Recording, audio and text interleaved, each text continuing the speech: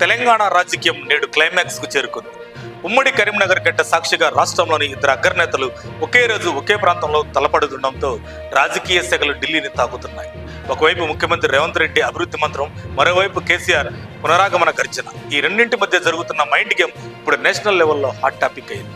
ముఖ్యమంత్రి రేవంత్ రెడ్డి నేరుగా మేడిగడ్డ బ్యారేజ్ను సందర్శించి బీఆర్ఎస్ ప్రభుత్వ వైఫల్యాలను ప్రజల ముందు ఉంచేందుకు సిద్ధమయ్యారు.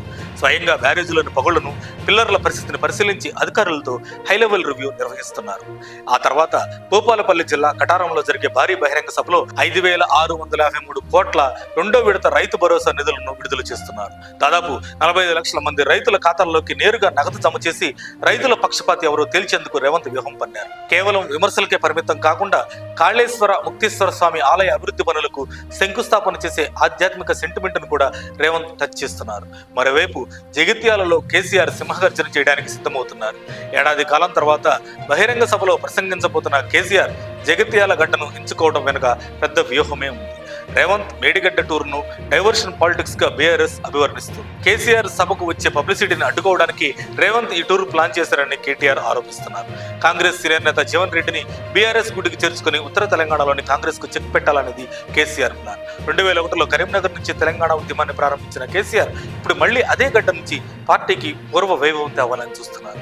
రైతులకు డబ్బులు ఇస్తూ మరోవైపు కాళేశ్వరం అవినీతిని ఎండగడుతూ ప్రజలను తన వైపు తిప్పుకోవడం రేవంత్ వ్యూహంలా కనిపిస్తుంది.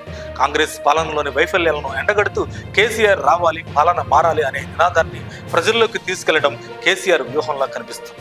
మొత్తానికి తెలంగాణకు గుండెకాయ లాంటి కరీంనగర్ జిల్లాలో ఈ రోజు జరిగే ఈ పొలిటికల్ క్లాష్ సామాన్య ప్రజలకు మాత్రం ఫుల్ ఎంటర్టైన్మెంట్ ఇస్తుంది. మరి ఈ ఇద్దరిలో ఎవరి గర్జన పవర్ఫుల్ గా ఉంటుంది, ఎవరు పై చేయి సాధిస్తారనేది వేచి చూడాలి.